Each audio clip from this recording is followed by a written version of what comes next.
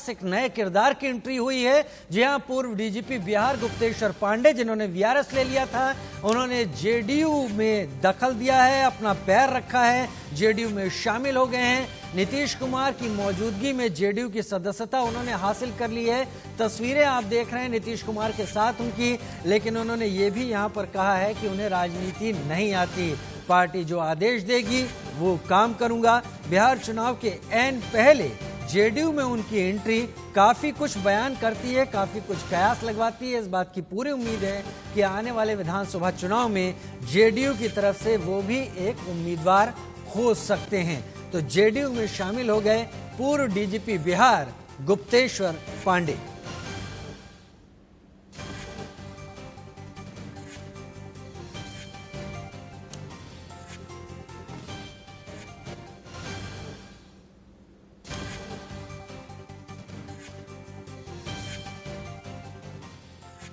होगा। जिला अध्यक्ष पश्चिम चंपारण, जय हो जय हो। आपको सीएम ने बुला करके अपने आवास पर ज्वाइन कराया है, ये बहुत बड़ी बात है। अब उनकी कृपा है, उनका स्नेह प्यार हमेशा मिलता रहा है। उन्होंने खुद ही आवास पर बुला करके अपने हाथ से मुझे ज्वाइन कराया, ये मेरे लिए खुशी की बात है। आगे की तैयारी किस तरह की है? वो हमारे नेता हैं, जो आदेश करेंगे वैसा हम काम करेंगे। क्या बक्सर की और कहेंगे? देखिए, हमें कुछ नहीं पता, जो उनका आदेश होगा, पार्टी का जो आदेश होगा वो काम करेंगे। तैयारी पूरी है, लेकिन लड़ने की तैयारी क्या, जो पार्टी का आदेश होगा वो हम करेंगे। लड़ने का आदेश होगा, लड़ेंगे भी। जो धुर विरोधी थे संजय रावत, वो फडणवीस से 2 घंटे मिलते हैं मुंबई के हॉस्पिटल में। ये क्या आखिर दूसरे पर राजनीति का आरोप लग रहा है, आपने क्या कर रहे हैं? देखिए, मुझे अभी राजनीति आती नहीं, मैं हृदय का सरल आदमी हूँ।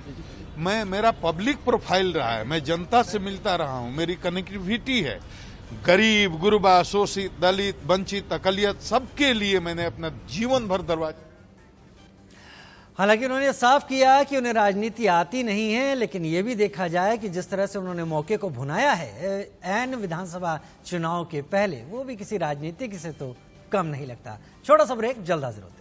सीटों का पेच राजनीतिक दलों के लिए सिरदर्द बना हुआ है। हालांकि इसके बाद सीटों को जीतने का दर्द शुरू होगा, लेकिन अभी फिलहाल सीटें किसको कितनी दी जाएं, ये एक सिरदर्द है। एनडीए हो चाहे फिर महागठबंधन, सीटों के बंटवारे को लेकर अभी तक कुछ भी साफ नहीं हुआ है। वहीं इन सबके बीच बगावत के सुर भी साथ ही साथ तेज होने लगे हैं, जिससे बिहार में तीसरे मोर्चे की आहट भी सुनाई देने लगी है। आज इसी पर चर्चा करेंगे, हमारे साथ खास मेहमान होंगे, लेकिन उससे पहले ये रिपोर्ट आपके लिए।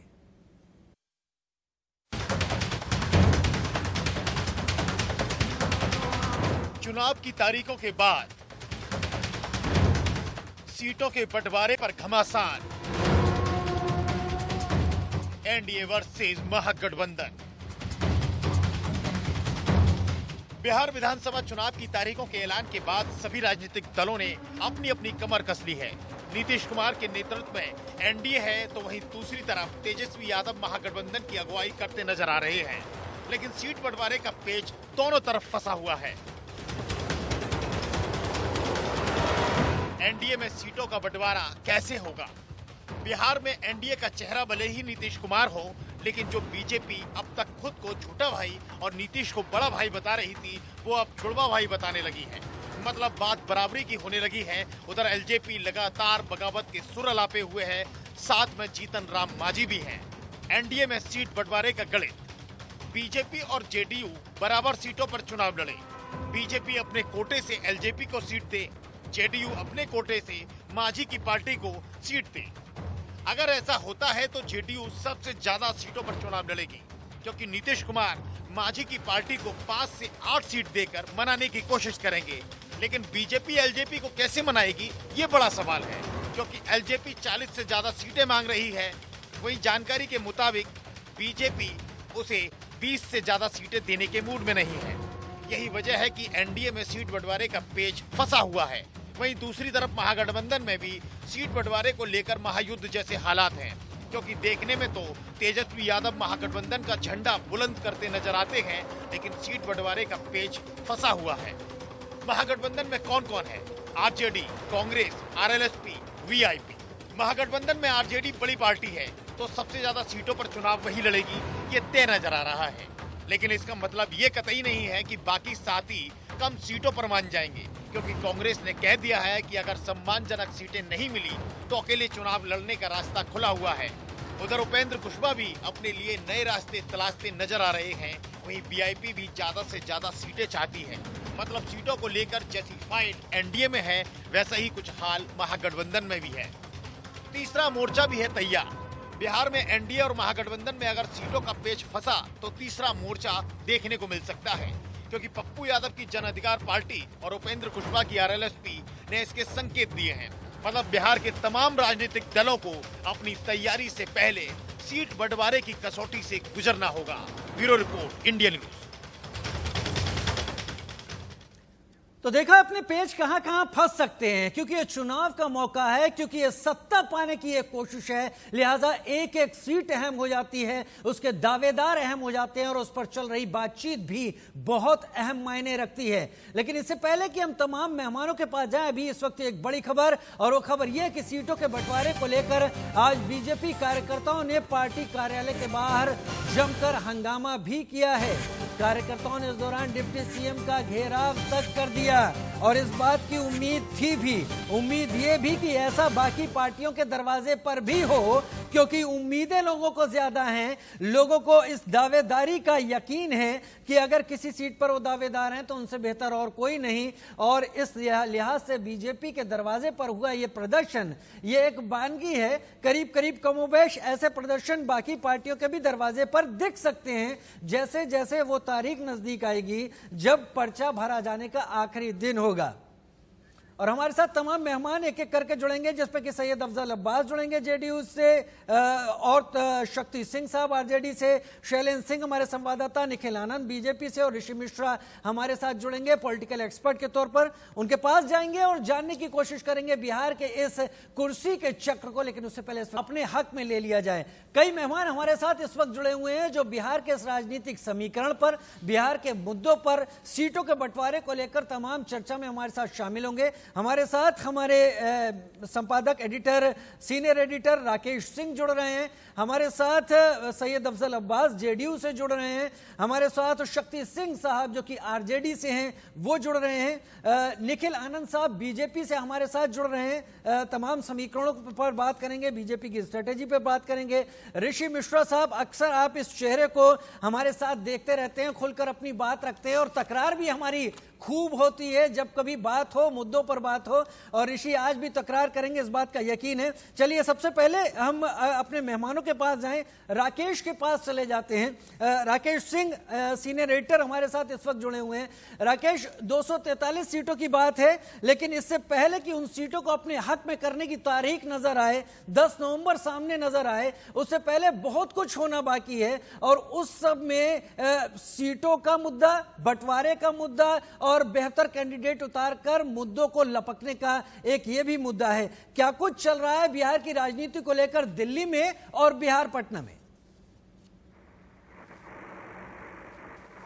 देखिए राजीव, बिहार में विधानसभा चुनाव के लिए तारीखों का ऐलान हो जाने के बाद सबकी निगाहें टिकट बंटवारे पर लगी हुई हैं। लोगों जानना चाहते हैं कि उनके क्षेत्र से किस पार्टी का कौन सा उम्मीदवार होगा। एनडीए और महागठबंधन दोनों ने ही टिकट बंटवारों को लेकर बैठकें करीब करीब कर ली हैं और संभावना है कि जल्द ही सीट बंटवारे के लिए टिकट पर फैसला हो जाएगा।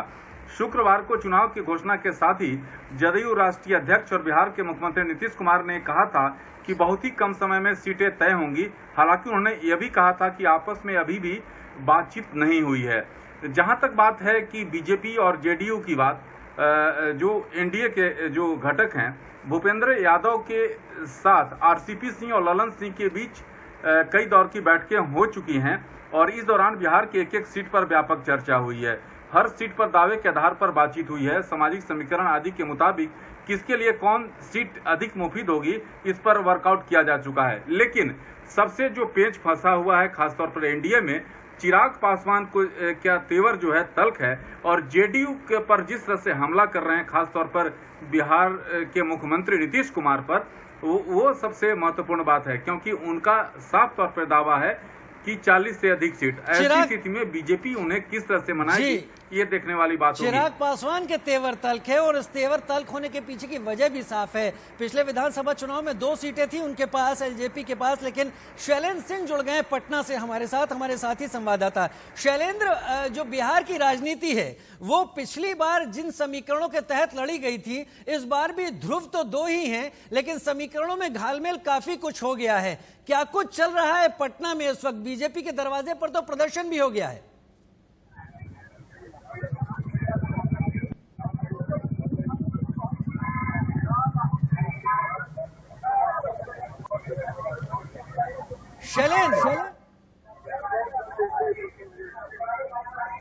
शैलेंद्र से संपर्क साधने में दिक्कत हो रही है। चलिए हम चलते हैं अपने तमाम मेहमानों के पास। हमारे साथ इस वक्त जुड़े हुए हैं सैयद अफजल अब्बास जेडीयू से, हमारे साथ निखिल आनंद साहब जुड़े हुए हैं बीजेपी से, ऋषि मिश्रा जुड़े हुए हैं हमारे साथ पॉलिटिकल एक्सपर्ट के तौर पर। निखिल आनंद साहब, ये शायद पहला ऐसा चुनाव होने जा रहा है और शायद पहली बार ऐसा होने जा रहा है जब एक पैंडेमिक में हम एक चुनाव देखने जा रहे हैं। इसमें एक विधानसभा का चुनाव तो है, सत्ता की जोर आजमाइश भी है, लेकिन अपने आप में इस लिहाज से भी अलग चुनाव है कि इस चुनाव को करवा कर भारत भी एक एग्जाम्पल सेट करना चाहेगा कि पैंडेमिक के दौर में इतने बड़े वोटर्स को किस तरीके से, कितने सलीके से चुनाव बूथ तक लाया जाता है और लोकतंत्र के इस अहम पड़ाव को पूरा किया जाता है। कितना अलग है चुनाव बिहार के इस बार होने वाले? निखिल आनंद।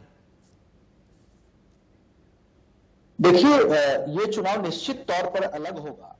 जिस तरीके से कोरोना की त्रासदी के दौर में चुनाव आयोग ने पूरी तैयारियां की है ताकि सुरक्षित और निष्पक्ष चुनाव कराया जा सके, चुनाव आयोग का जो प्रयास वाकई सराहनीय है। लोकतंत्र में चुनाव के तौर पर सही समय पर होने चाहिए और इस मामले में हम सभी भारतीय जनता पार्टी चुनाव आयोग का सम्मान करती है कि चुनाव आयोग ने अपने बेहतरीन प्रयास के बाद एक गाइडलाइन जारी किया है और उस गाइडलाइन के तहत चुनाव कराने की एक शुरुआत की है और ये चुनाव भी एक एग्जाम्पल करेगा। और भारतीय जनता पार्टी लॉकडाउन के पीरियड तरीके से ऑनलाइन इंटरेक्शन और कम्युनिकेशन किया और कार्यकर्ताओं के साथ बात किया है, तो लगातार हम सभी सोशल डिस्टेंसिंग तमाम चीजों का पालन कर जी हम सब प्रक्रिया के हिस्सा बनेंगे। सोशल बेहतरीन चुनाव होगा। जी सोशल डिस्टेंसिंग और तमाम चीजें तो बहुत बेहतर है और उनका पालन होना भी चाहिए, लेकिन अब मैं सवाल आपसे सीधे, क्योंकि बहस में हम सीधे अब आ जाएं और बहस में उन मुद्दों की बात करें जो मुद्दे सीधे संबंध रखते हैं। क्या यह तय हो गया है कि एनडीए की तरफ से कौन कितनी सीटें लेगा? क्योंकि एलजेपी अपनी सीटों की बात कर रही है, क्योंकि जेडीयू अपनी बात कर रही है, बीजेपी अपनी बात कर रही है, छोटे भाई बड़े भाई से अब बात जुड़वा भाई तक आ गई। निखिल आनंद साहब, देखिए, एनडीए के भीतर जो सीट शेयर का मसला है,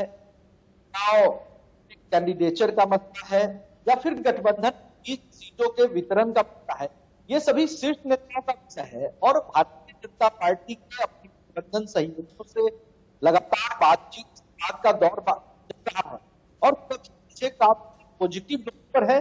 के साथ आप इंतजार कर एक 2 दिनों में निश्चित सामने हो जाएगा। कई बार होती है, कई बार रणनीति होती है जिसके तहत सब नहीं ला सकते हैं। ये है कि है और एक चुनाव में चलिए वो समीकरण होंगे, तारीखें तो आ चुकी हैं और तारीखें बहुत जरूरी भी हैं, लेकिन सैयद अफजल अब्बास जेडीयू से मेरे साथ जुड़े हुए हैं। सैयद अफजल अब्बास, बात थी बड़े भाई छोटे भाई की, बहुत बेहतरीन तरीके से सारा तालमेल चला, लेकिन अब बात आ गई है जुड़वा भाई की, बात सीटों की है। कितनी सीटें उम्मीद कर रही है जेडीयू इस बार इस चुनाव के दौरान? क्या ये 50-50 होगा या फिर 60-40 होगा?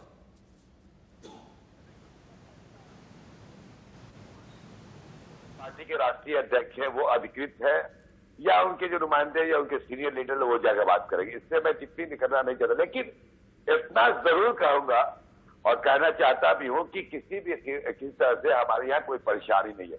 याद कीजिए, पार्लियामेंट के चुनाव में विपक्ष ये कहता था कि इनकी औकात क्या है, बीजेपी के पिछलग्गू हैं, इनको सीटें क्या मिलेगी, 7 सीट मिलेगा, 4 सीट मिलेगा, बड़े भाई हो के घुटने टेक लिए, तरह तरह के आरोप हमारे नेता पर लगाए गए।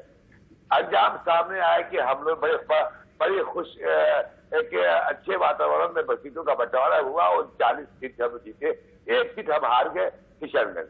हमारा ये मानना ये है कि मुख्यमंत्री जी, जेपी नड्डा साहब, प्रधानमंत्री अमित शाह साहब, इस सब लोग जब इंडिकेशन है कि नीतीश कुमार जी के नेतृत्व में चुनाव लड़ा जाएगा, वही नेता होंगे, वही अगले मुख्यमंत्री होंगे, और ये तय है कि अगला उनको मुख्यमंत्री बनना है, बिहार की आवाम जानती है। तो इसमें जो कशीदगी और चिमागुया की कोई जरूरत नहीं है। विपक्ष को चूंकि अब इलेक्शन में मुद्दा नहीं है तो कुछ ना कुछ तो बोलेगा ही। हम लोग बैठ के आपस में फैसला करेंगे, चंद दिनों की बात है, चंद दिनों में पूरी तरह ये सैयद अफजल अब्बास साहब, पिछली बार जीतन राम मांझी का फैक्टर जो था वो अब आपके साथ है। यहाँ पर महागठबंधन जो पिछली बार था उसमें हेरफेर हुआ है, उपेंद्र कुशवाहा अभी एनडीए के साथ नहीं है। जो सीटों का तब समझौता हुआ था उस हिसाब से बीजेपी स्ट्रांग थी। अब की जो बात आ रही है, क्या ये माना जाए कि 122 121 पे आप समझौता कर सकते हैं, या फिर जो हालात है इस वक्त के बड़े भाई को ज्यादा सीटें मिलने की आप कोशिश करेंगे? देखिए, ये तो मानना ही पड़ेगा। आप जुड़वा भाई की बात कर रहे हैं, ऐसा बात है कि अगर जुड़वा भी पैदा होता है तो उससे पहले कोई बड़ा होता है, जान लीजिए। तो बड़ा ही है, लेकिन वो उससे हम कमेंट करना नहीं चाहते हैं जी, क्योंकि ये चूंकि ये अधिकार माननीय मुख्यमंत्री के अध्यक्ष जी का है, तो अध्यक्ष जी और दोनों के अध्यक्ष बैठेंगे, फैसला हो जाएगा। लेकिन हम बड़े इत्मीनान के साथ, बड़े बखूबी हम इसको निपटा लेंगे। हाँ, एक सवाल जरूर उत्तर हो रहा है कि मांझी जी, जीतन राम मांझी के आने के बाद, पहले ये जाने जीतन राम मांझी ने पार्टी हमसे हट के बनाई थी, और जीतन राम मांझी को आज मांझी जी को सम्मान किसी ने दिया तो वो देने वाले शख्सियत का नाम नीतीश कुमार जी। सीएम, बिहार के सीएम की कुर्सी पे बैठे तो वो नीतीश जी की देर थी, और हमारे पार्टी से ही गए थे, इसलिए वहां बहुत ज्यादा हमें कोई दुश्वारी नजर नहीं आ रही। ऐसे तो उपेंद्र कुशवाहा साहब भी आने की कोशिश कर रहे हैं। उन्होंने तो यह तक कह दिया कि तेजस्वी के नेतृत्व में नीतीश से लड़ा नहीं जा सकता, संभव नहीं है। कहीं बहुत वो भी इशारे दे रहे हैं कि वो भी एनडीए में आ जाए। चलिए, हमारे संवाददाता शैलेंद्र मैं आपके पास आ रहा हूं सर। शैलेंद्र जुड़ गए पटना से, जरा उनसे भी तफसील यहाँ पर कुछ बात कर लें। शैलेंद्र, इससे पहले कि मैं ऋषि भाई के पास जाऊं, जरा मुझे आप संक्षेप में ये बातें बताएं कि इस बार क्या बिहार चुनाव मुद्दों पर लड़ा जा रहा है, या इस बार भी कास्ट फैक्टर उतना ही हावी रहेगा, या इस बार सुशांत का फैक्टर भी हावी हो सकता है? फॉर्मर डीजीपी ने वीआरएस ले लिया और उसके बाद उन्होंने जेडीयू की सदस्यता भी ग्रहण कर ली। कोरोना, रोजगार, बाढ़ राहत, प्रवासी मजदूर या सुशांत, क्या मुद्दा हावी है इस बार? क्या चल रहा है? सीटों का बंटवारा तो मैं बात करता रहूंगा। बिल्कुल, देखिए, बिहार में सियासत बदलती साफ तौर पर नजर आ रही है। जैसे ही चुनाव की घोषणा है उसके बाद से ही, खासतौर पर देखिए, आज ही तेजस्वी ने एक मास्टर स्ट्रोक मारा और इधर गुप्तेश्वर पांडे को नीतीश कुमार ने अपनी पार्टी में शामिल करा लिया। कल गुप्तेश्वर पांडे आए थे, 5 से 10 मिनट उनकी मुलाकात हुई और आज वो शामिल हो रहे हैं, और ये चुनाव तय हो गया था। तो एक और कहीं ना कहीं ये सवाल जरूर उठेंगे कि आखिर इस तरीके के जो अधिकारी जो बड़े पद पर होते हैं वो शैलेंद्र वो ठीक है, वो बात मैं कर लूंगा। मुझे बताइए, मुद्दे क्या समझ में आ रहे हैं इस बार बिहार में? मुद्दे क्या समझ में आ रहे हैं? रोजगार समझ में आ रहा है, कोरोना है, बाढ़ राहत है, प्रवासी मजदूरों की सुरक्षा, पलायन, या सुशांत का भी मुद्दा है? मुद्दा क्या लग रहा है इस वक्त? बहुत भारी एजेंडा के अलावा विपक्ष के पास फिलहाल नजर नहीं आ रहा है। बेरोजगारी का मसला एक बड़ा मसला है और खासतौर पर पूरे देश में इसके लिए हम आवाम एकजुट हो रही है, और उस मुद्दे के बहाने अब तेजस्वी जनता के बीच जाना चाहते हैं। तो सत्ता पक्ष के दिन बिहार की बात कर ले तो इन्होंने कई एजेंडे चलाए। नीतीश कुमार ने भी एक मास्टर स्ट्रोक खेला जदयू की तरफ से, और उन्होंने 7 निश्चय पाठों की घोषणा कर दी, जिस तरीके से उन्होंने पहले 7 निश्चय की घोषणा की थी। तो कहीं ना कहीं पूरी स्थिति जो बिहार में है चुनाव की, वो बदलती नजर आ रही है, और खासतौर पर जैसे जैसे तारीख और नजदीक आएंगे वोटिंग के, इस तरीके के सियासी बदलाव अभी बिहार में और देखने को मिलेंगे। लेकिन मुद्दे क्या होंगे? सीट के बंटवारे क्या होंगे? ऋषि मिश्रा हमारे साथ जुड़े हुए हैं इस वक्त, हमारे साथी राकेश सिंह भी इस वक्त सीनियर एडिटर इस वक्त जुड़े हुए हैं। ऋषि मिश्रा, आपके पास ही आता हूं। आपने सुना तमाम लोगों को, हम भी आपको सुनना चाहेंगे। बिहार में इस बार मुद्दे प्रभावी रहेंगे, या जिस तरीके से सुशांत का भी एक मुद्दा बना या बनाया गया, आपका जो भी इस पर बयान हो, गुप्तेश्वर पांडे ने जेडीयू की सदस्यता तक ले ली, रोजगार है, कोरोना है, लेकिन उससे बड़ी बात अभी फिलहाल दौर यह भी है कि सीटें किसके हक में कितनी आएंगी। महागठबंधन की परेशानियां भी कम नहीं है इस वक्त। राजीव जी, 2-3 महत्वपूर्ण बातें हैं। सुशांत सिंह राजपूत का मामला जरूर रहेगा, क्योंकि एक बिहार से जुड़ा हुआ मामला है, भावनात्मक मुद्दा है, तो सुशांत सिंह राजपूत का मामला रहेगा। उसी का कारण है कि गुप्तेश्वर पांडे को वीआरएस दिलवा के जेडीयू में शामिल कराया गया है और बक्सर से चुनाव लड़ेंगे। लेकिन राजीव जी, सबसे मेरा मेजर कंसर्न, चिंता ये है कि जनता को पॉलिटिकल पार्टी बूथ पोलिंग मतदान केंद्र तक कैसे ला पाएगी, क्योंकि जनता में चुनाव को लेके ज्यादा इंटरेस्ट नहीं दिखा रही है। जनता में वो उत्साह नहीं है चुनाव को लेके। मैं सबसे बड़ा आपको ये बात बता रहा हूँ कि बिहार में चुनाव का घोषणा हो जाने के बावजूद भी आम जनता में चुनाव को लेके उत्साह नहीं है। नंबर 1। नंबर 2, दो ध्रुवीय राजनीति बिहार में हो रही है, महागठबंधन वर्सेस एनडीए। दोनों गठबंधन में सीट शेयरिंग का अब तक फाइनलाइज नहीं हो पाया है। चिराग पासवान को बीजेपी ने अल्टीमेट दे दिया है 28 सीटों का प्लस 2 एमएलसी सीटों का, और आज रात या कल तक एलजेपी को फाइनल करना है एनडीए में रहना है या नहीं रहना है। वहीं दूसरी तरफ महागठबंधन में उपेंद्र कुशवाहा को लेकर कंफ्यूजन बनी हुई है कि उपेंद्र कुशवाहा महागठबंधन में रहेंगे या एनडीए में जाएंगे। ये कहा यहाँ तक जा रहा है कि उपेंद्र कुशवाहा मुझे ये बताइए कि जो पिछली बार स्थिति थी, कांग्रेस की 27 सीटें थी, आरजेडी 80 सीटों के साथ थी, तो इस बार क्या तेजस्वी की लीडरशिप स्वीकार कर रहे हैं महागठबंधन में सभी दल, या कांग्रेस को अब ज्यादा सीटें चाहिए? मार वहां भी बुरी तरीके से मची रही होगी। राजीव जी, देखिए, ये प्रेशर पॉलिटिक्स है। अंत में राजद के जो सीएम के चेहरा होंगे वह हर घटक जो महागठबंधन में है उनको मानना होगा, क्योंकि ये आप जान जाइए कि core vote bank Lalu Yadav का ही है, न उपेंद्र कुशवाहा का, न कांग्रेस का है, न बीआईपी का है। आपने अच्छा याद दिलाया लालू यादव का नाम, आपने अच्छा याद दिलाया। सीनियर एडिटर राकेश कुमार सिंह हमारे साथ जुड़े हुए हैं, मैं उनके पास जा रहा हूं। आपने बहुत अच्छा याद दिलाया राकेश कुमार सिंह। ये ऐसा चुनाव भी होगा जो कि पैंडेमिक में हो रहा है, एक बात अलग, सीटों पर सबसे ज्यादा अगर लड़ाई होगी वो इसी चुनाव के पहले होगी, क्योंकि इतना घालमेल हो रहा है, सब लोग एक दूसरे की तरफ बेहतर सीटों के लिए जाने की कोशिश कर रहे हैं। लेकिन ये वो भी चुनाव होगा जब पिछली बार सबसे ज्यादा सीटें जीतने वाली आरजेडी, उसके 2 बड़े नेता जो प्रभावी थे, लालू और रघुवंश बाबू, वो कहीं से सामने नहीं होंगे, वोटर को प्रभावित करने की स्थिति में नहीं होंगे। क्या लगता है इस बार सीटों का जोर, बाकी चीजें, चुनाव किस तरफ करवट लेता दिख रहा है?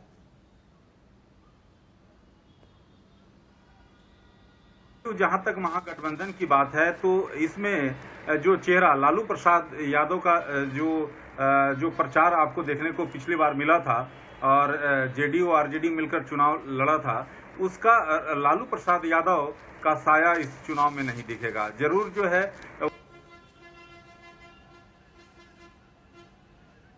महागठबंधन भी सीटों को लेकर माथापच्ची लगातार चल रही है। जिस तरह से आरएलएसपी की बात हो, वीआईपी पार्टी की बात हो, जहां अपने प्रेशर टैक्टिक्स चल रहा है। लेकिन सबसे महत्वपूर्ण, सबकी निगाह इस बात पर टिकी हुई है कि एनडीए में, क्योंकि एनडीए को लेकर जो कंफ्यूजन लोक जनशक्ति पार्टी के राष्ट्रीय अध्यक्ष